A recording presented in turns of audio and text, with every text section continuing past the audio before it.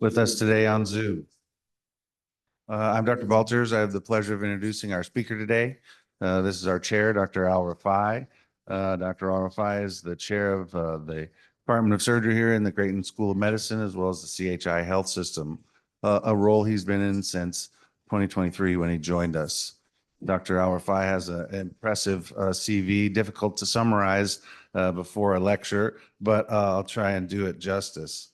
Dr. Al-Refaie oversees a department with over 30 surgeons and has many hats that he wears within the department.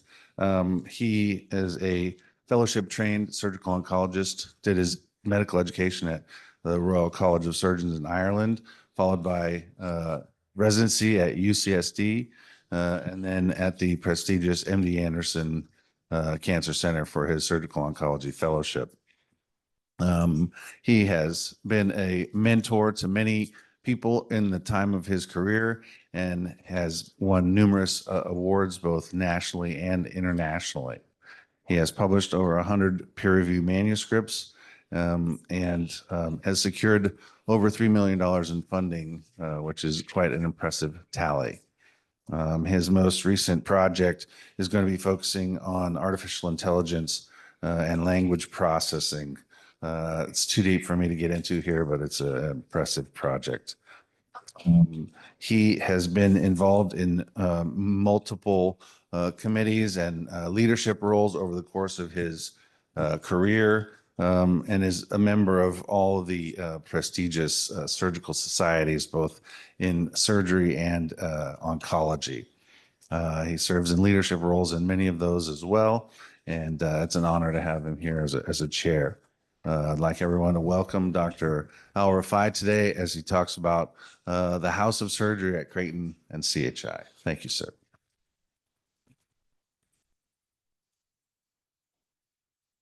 Thank you so much, Dr. Balters, for this kind introduction. It's an honor and privilege to be with you today, and a warm welcome to our applicants on Zoom.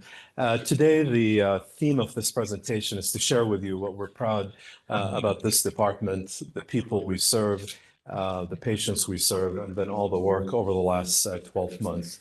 So thanks again for allowing me to be with you as well. Here are my disclosures and sources of funding. I want to highlight that the views that I'm about to share do not represent the funding agencies. Also, the agenda of this presentation will be, in addition to what Dr. Balters has mentioned, I think it's important for a speaker to provide a vignette about their journey and what informs them and informs their value. So I'll share that. Some of you have heard that last year, others didn't. And then I'll pivot to the House of Surgery here at Creighton CHI with focus on strategic priorities.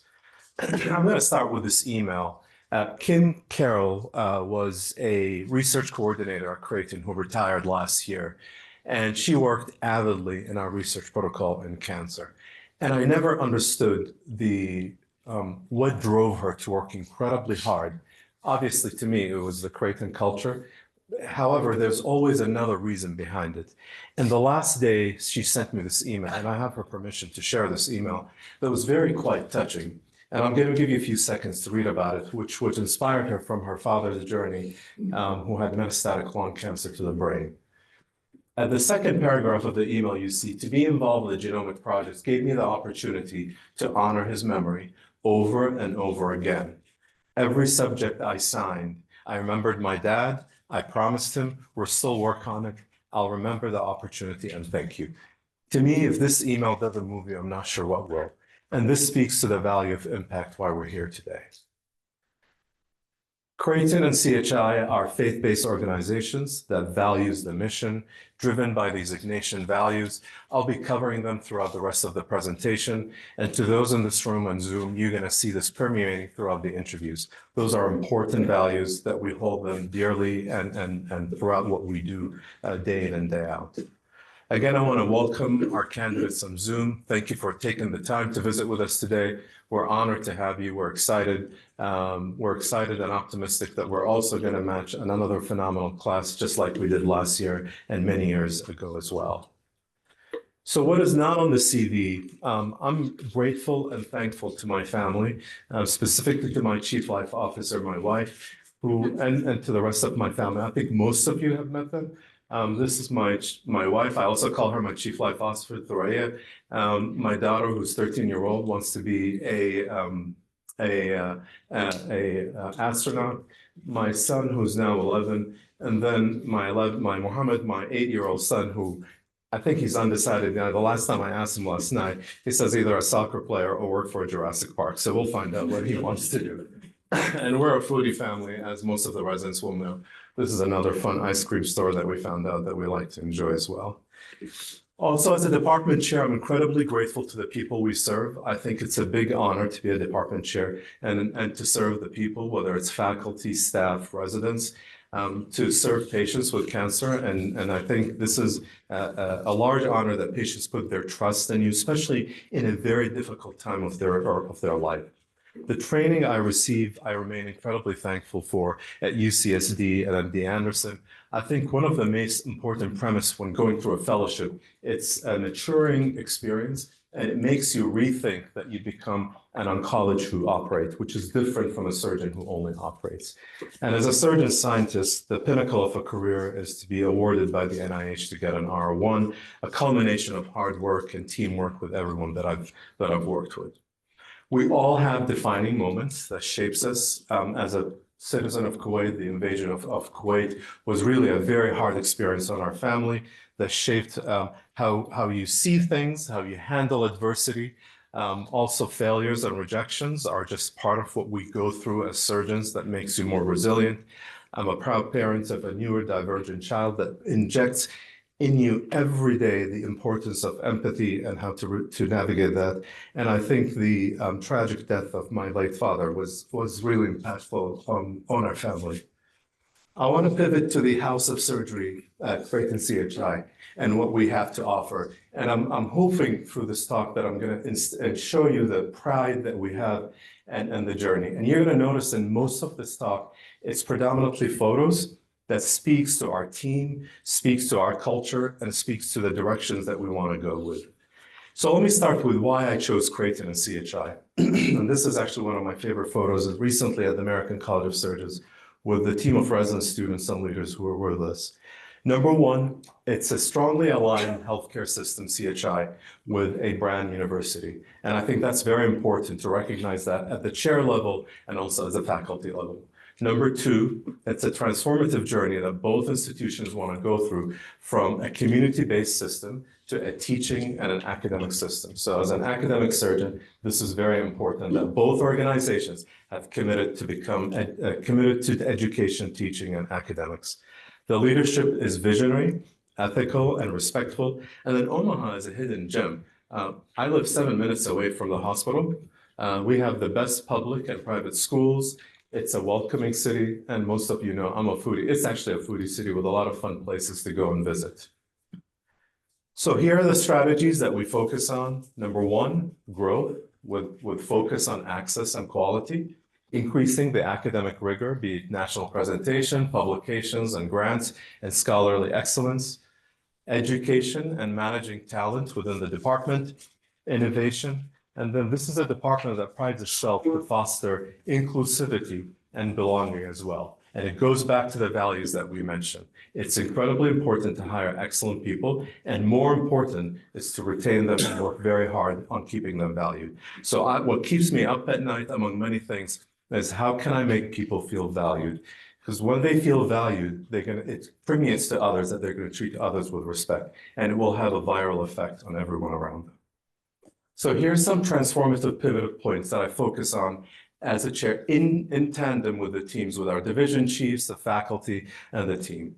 Creighton surgery is with heavy emphasis on subspecialty growth, and we'll share that with you beyond general surgery. I think the academic rigor is an important area that we've been focusing on, and it means different things to different people. However, it has to be a place that fosters scientific inquiry, hiring people with capital L, that is leaders who will impact others in a positive way, treat them with respect, and influence them to the next level of their career. This is very important. I hold all the chiefs accountable to that, and this is part of our values.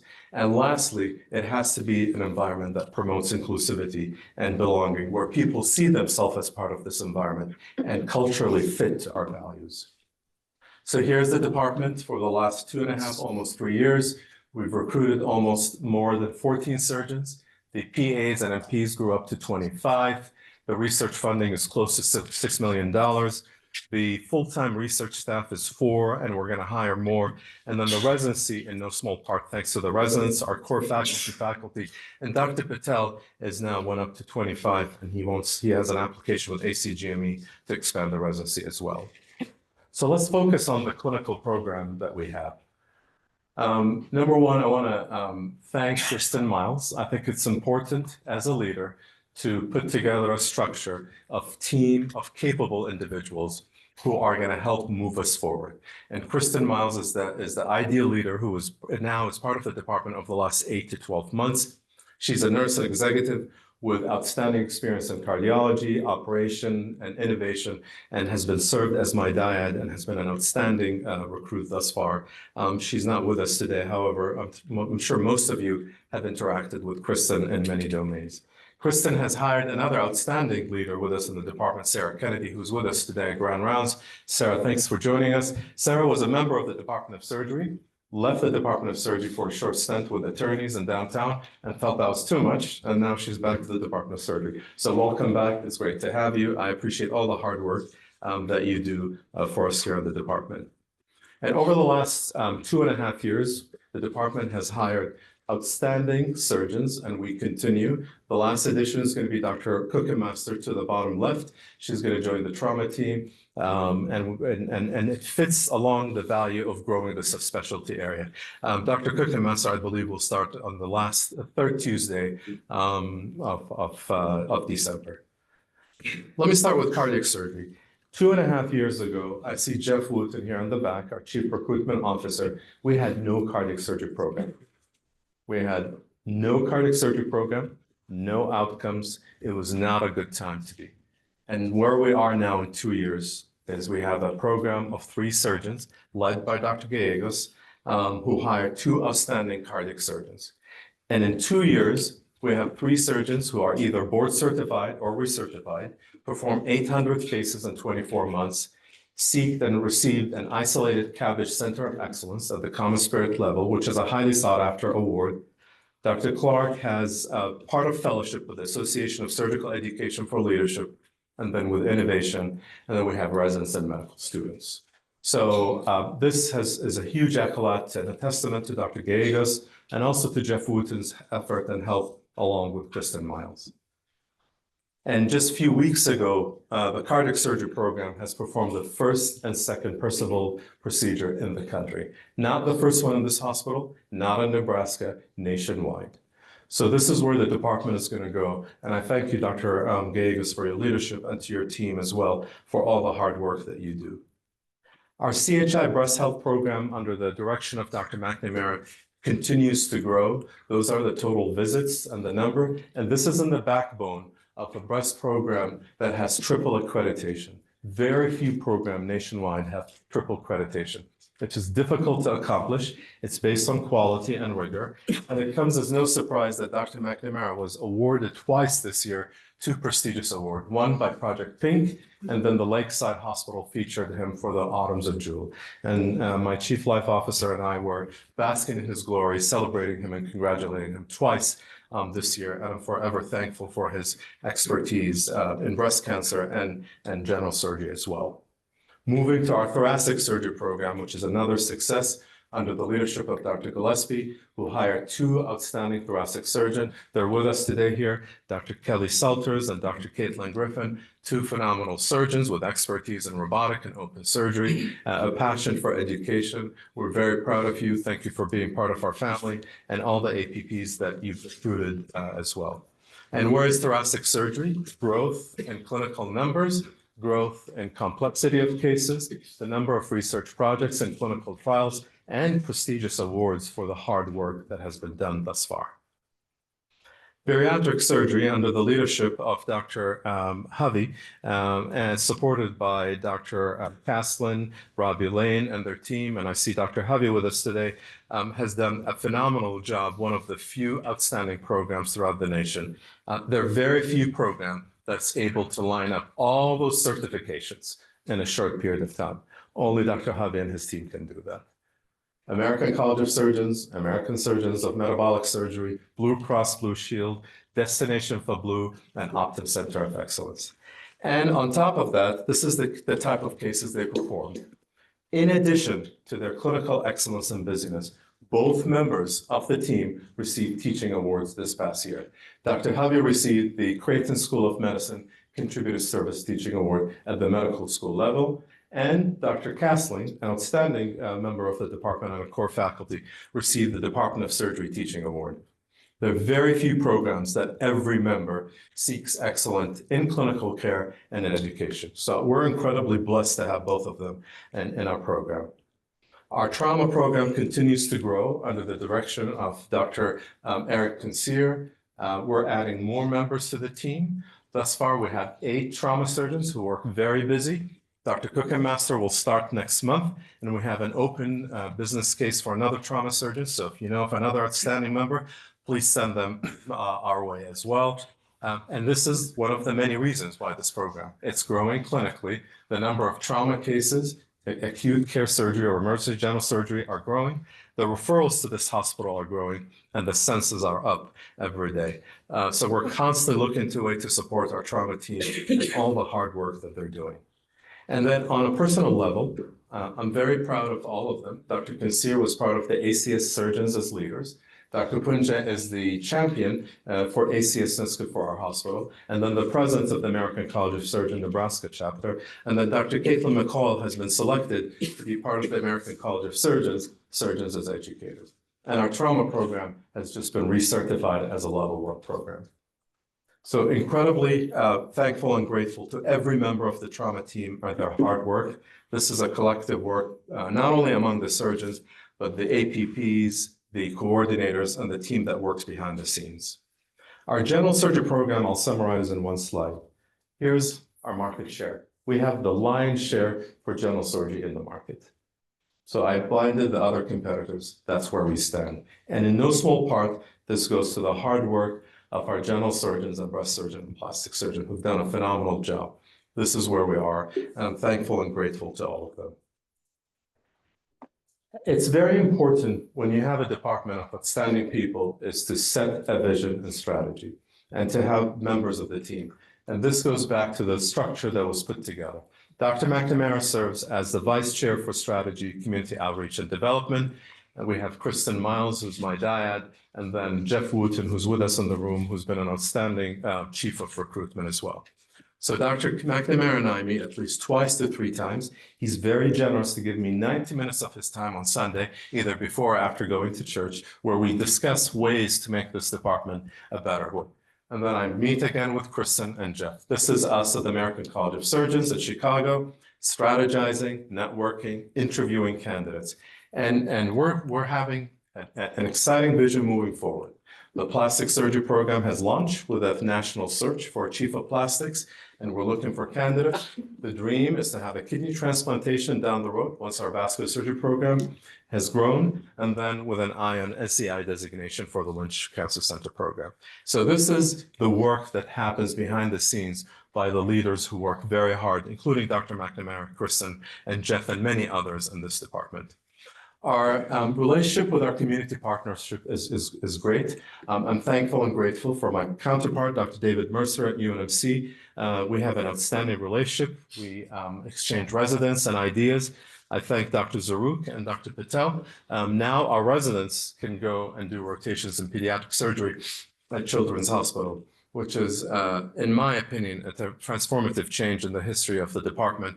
And thanks to your work and effort, Dr. Patel. Likewise, with Methodist, we have one of the best head and neck surgical oncology rotations for residents in the nation here in Omaha.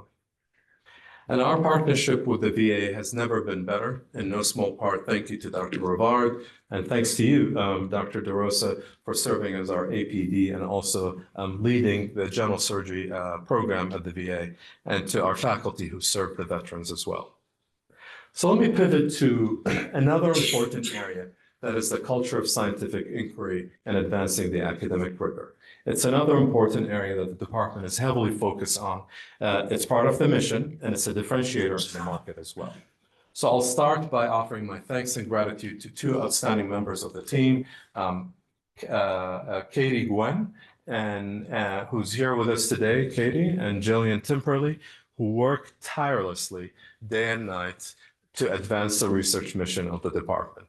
The energy and power that both of them have is equivalent to 10 FTEs. They work very, very hard. So the resources we have and continue to grow. We have a dedicated research staff in the department. We provide travel supports for those who present or need help with support. Data resources that are purchased for those who want to do research projects. Biostatistical support, either supported through grants or the Department of Surgery funds. Grant supports as well, and then research monthly didactic, in no small part thanks to Katie, Dr. Patel, and the course for putting it together.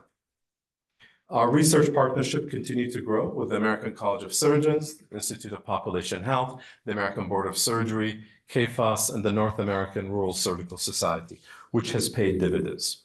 One, I'm very proud of Dr. Dylan Wade, who is the first inaugural research resident in surgery, who started last year, and he's hit the ground running. If you haven't watched the video, I think Jess shared it, and we shared it last week. I encourage you to watch the video of all the accolades that are, and especially the words and comments that Dylan have put together.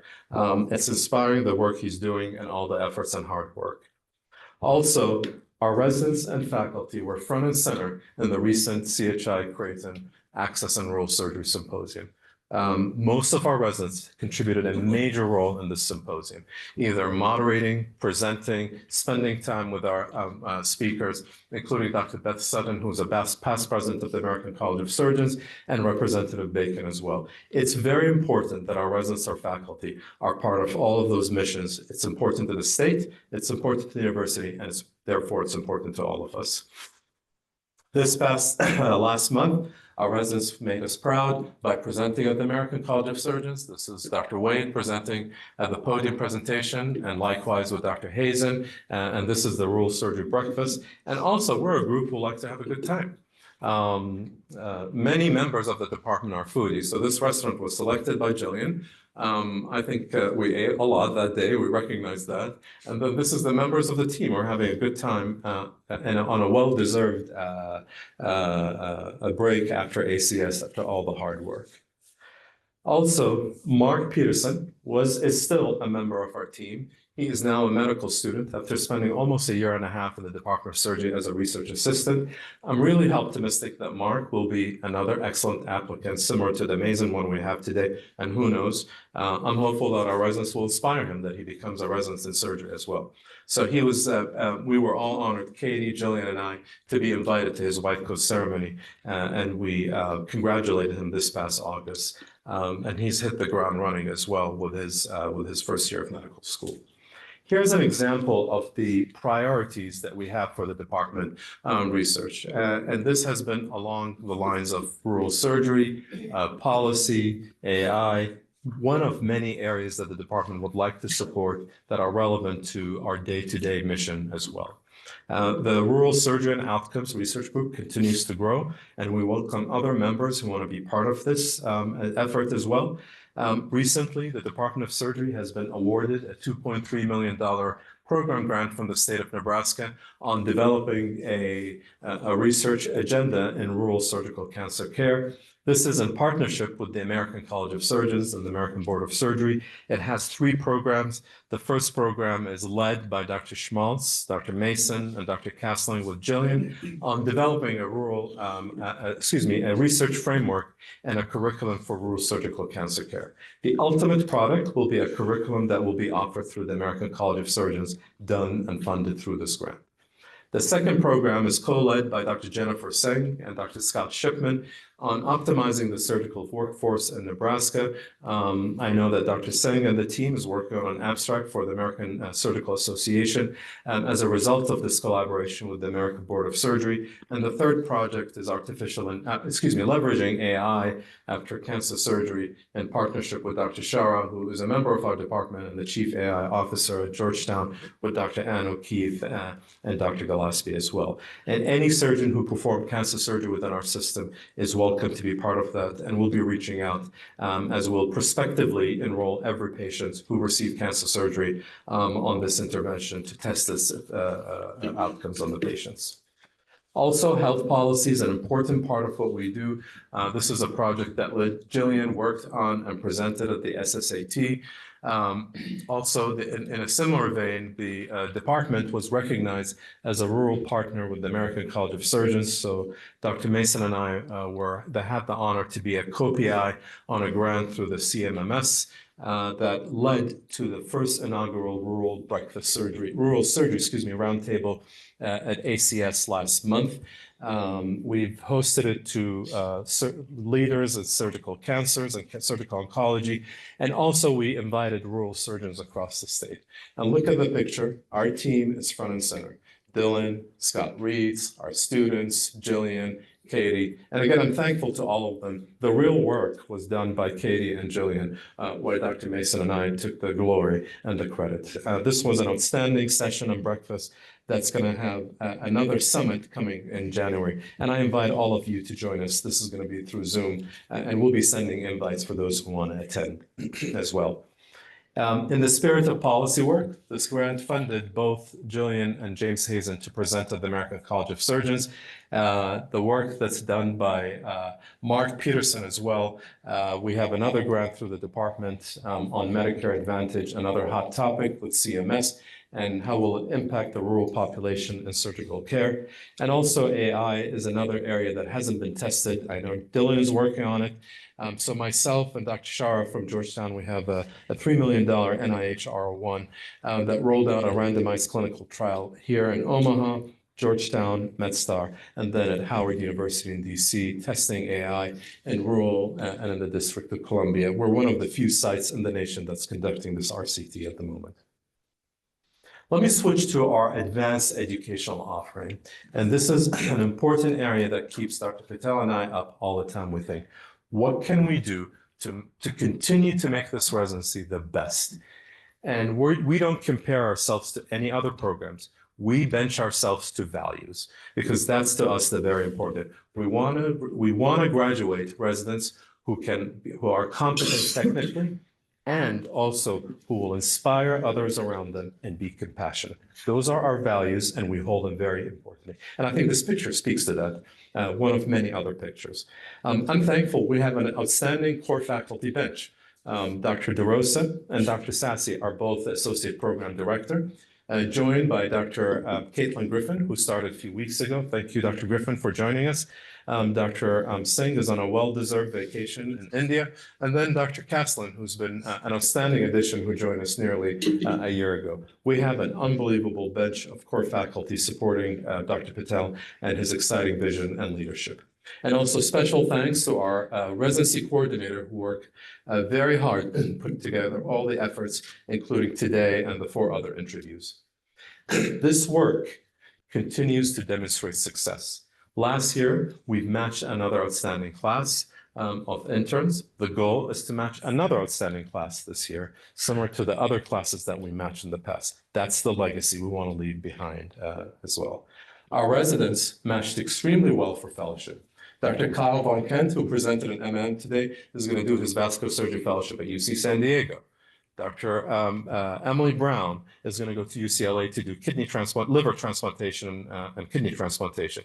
And then Dr. Scott Reeds matched for a fellowship in colon and rectal surgery in Seattle. I'm not sure what is it between our residents and the West Coast, but they've blocked the market from Seattle to sunny San Diego, if you will. I'm very proud of them and wish them all the best. And then this department has been the beneficiary of many diverse and high-profile speakers for grand rounds, including Dr. Patricia Turner, Dr. Jeff Gold, Stephen Stain, just to name a few. And then this year, we continue on this tradition of inviting outstanding speakers. We started the year with Dr. A. Fingerhut from France and Dr. Damiano from WashU, who mentored Dr. Ali Kiobani.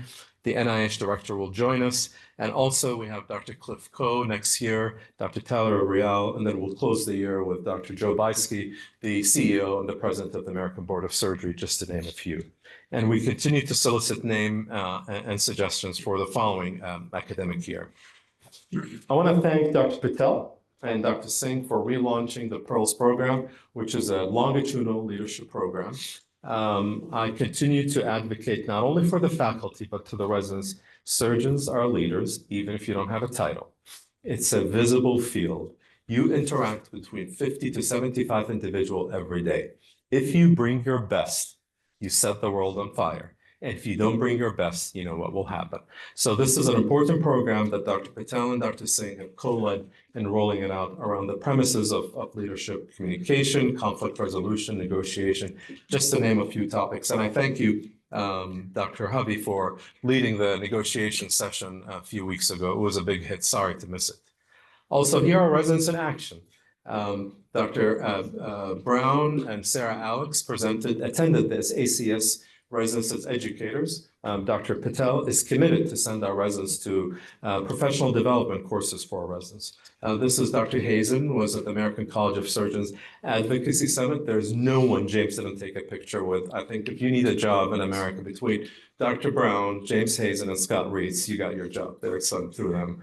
And then recently, both Dr. Samuel and Dr. Bonner attended the Cleveland Clinic Professional Development for Women and gave kind of standing ground rounds, and I appreciate their insights as well. And then our residents have been a profound contributor to the North American Rural Surgical Society. Three pictures. Dr. Reitz was invited last year to be part of a robotic versus laparoscopic cholecystectomy panel. This year he's invited again, and it's well deserved.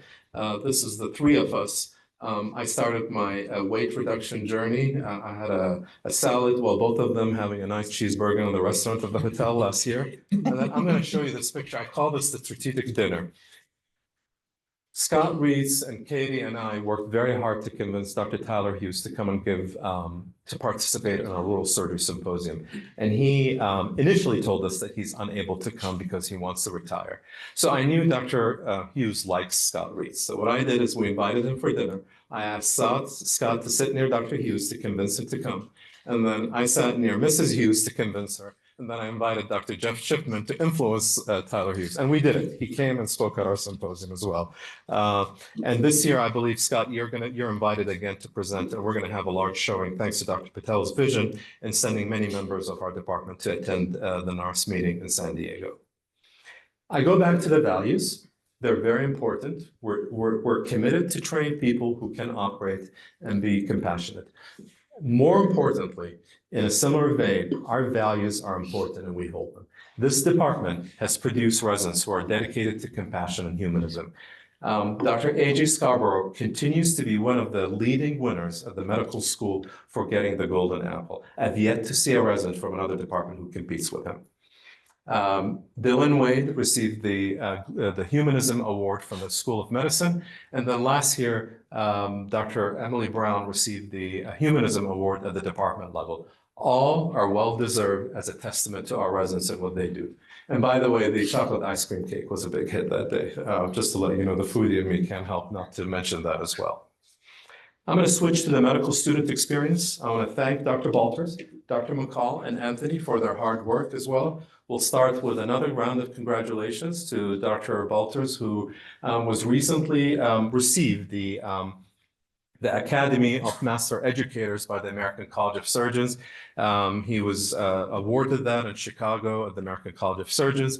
And this is him with his Chief Life Officer, Mrs. Balters, celebrating at the American College of Surgeons. We're very proud of you, Dr. Balters, and thank you for everything that you do. And it's well-deserved, and he's still receiving autographs. If you want to get a signature from him based on everything that he's done, please take him on it. Dr. Balters and McCall, along with Anthony, have rolled out many initiatives, and I want to give credit to Liz Peer, who left a to the Department of Anesthesia, including the Chair of Surgery Coyne, to promote residents and faculty who go above and beyond in improving the experience for our medical student, the professor rounds, and then the first generation student award. And this year went to Saeed Masumi, who's joining us from University of Kansas Salina as well.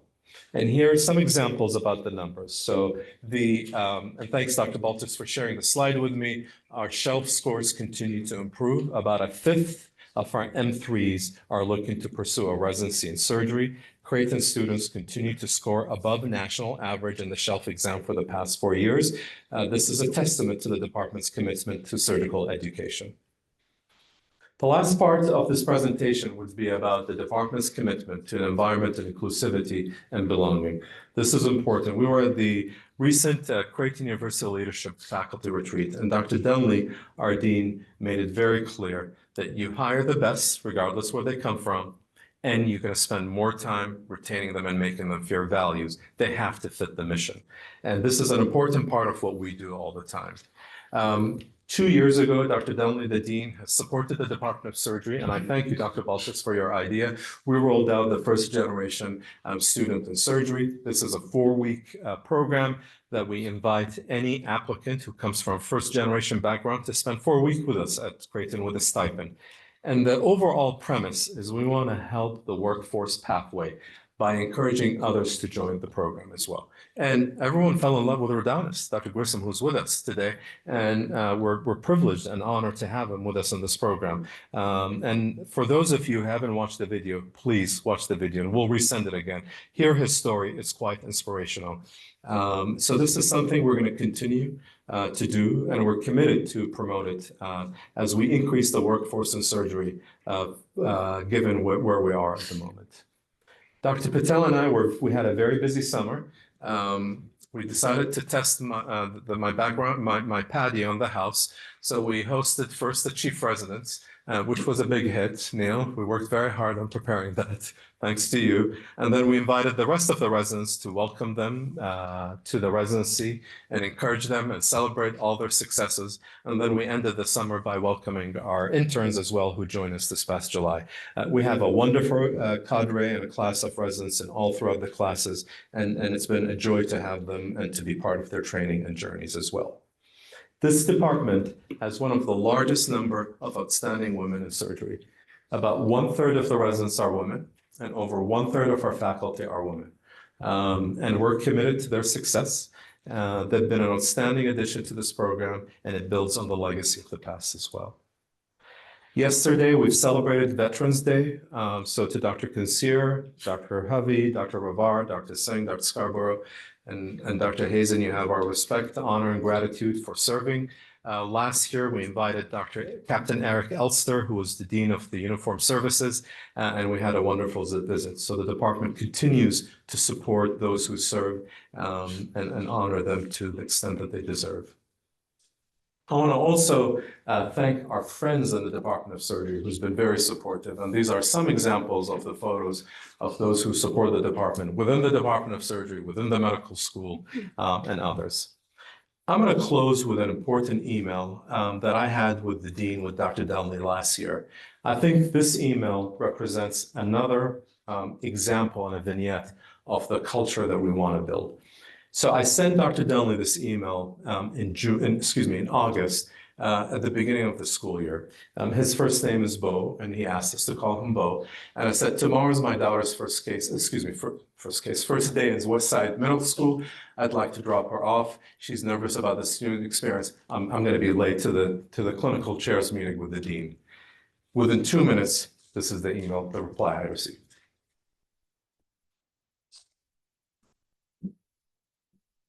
So this is the culture we're building, and we're committed to that. Thank you all for listening. It's an honor to be with you today. Thank you.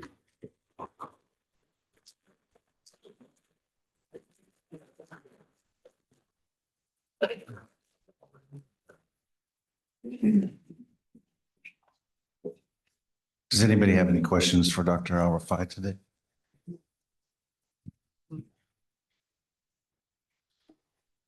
Well, Dr. Al-Refaie, this has been an impressive 2.5 years.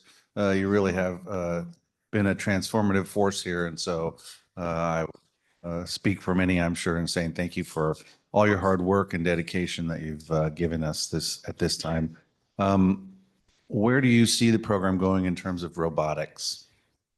Thank you, Dr. Balters. So we have emphasis on robotic surgery in multiple hospitals.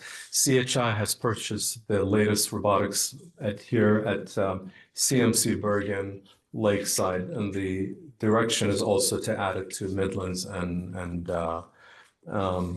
Mercy Hospital. I think we're in a much better place, and please chime in, Dr. Patel. We have more faculty in our department who provide robotic expertise. And I think if you look at the robotic volumes in this hospital, it has grew tremendously in all domains that we're actually going to look at rechanging the block time to have more open robotic times as a response to the demands that are needed. That's on the clinical side. On the research side, I know Dr. Castling has an interest in assessing the rollout of robotic in rural settings, and will that work or not as well. So there are multiple areas that the department is supportive of that. Thank you very much. Anyone else with any questions today? Comments? Oh, sure. Thank you. Thank you very much. This was a wonderful talk.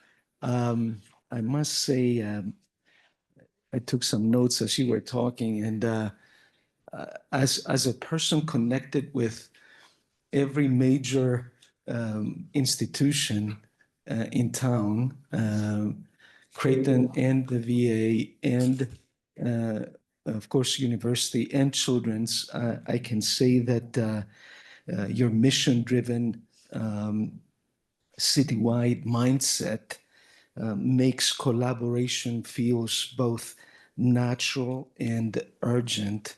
And I was wondering if you can tell us, where do you see Omaha-wide collaboration between the major institutions, especially maybe shared registries, rural health, rural outreach, and statewide quality collaboratives? Thank you.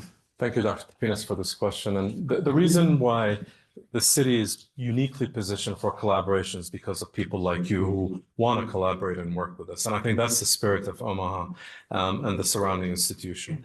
I think there are a couple of areas, building on your question. The symposium we'll put together can be an area that we can work with the other institution. I've reached out also to the leaders in other institutions to set up a consortium for rural surgery. That's an area we have to focus on, where it's a priority for the state. And we're open for any ideas that we have. I think you'll notice that there'll be nothing but collaboration. And I'm optimistic that other institutions are also committed to that.